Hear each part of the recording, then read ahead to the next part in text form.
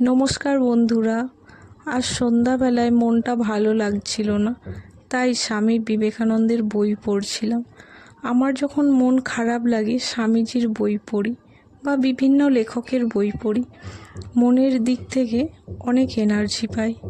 তো আজও স্বামীজির বই পড়ছিলাম, সেখান থেকে স্বামীজির একটা বাণী তোমাদের সাথে শেয়ার করতে এলাম।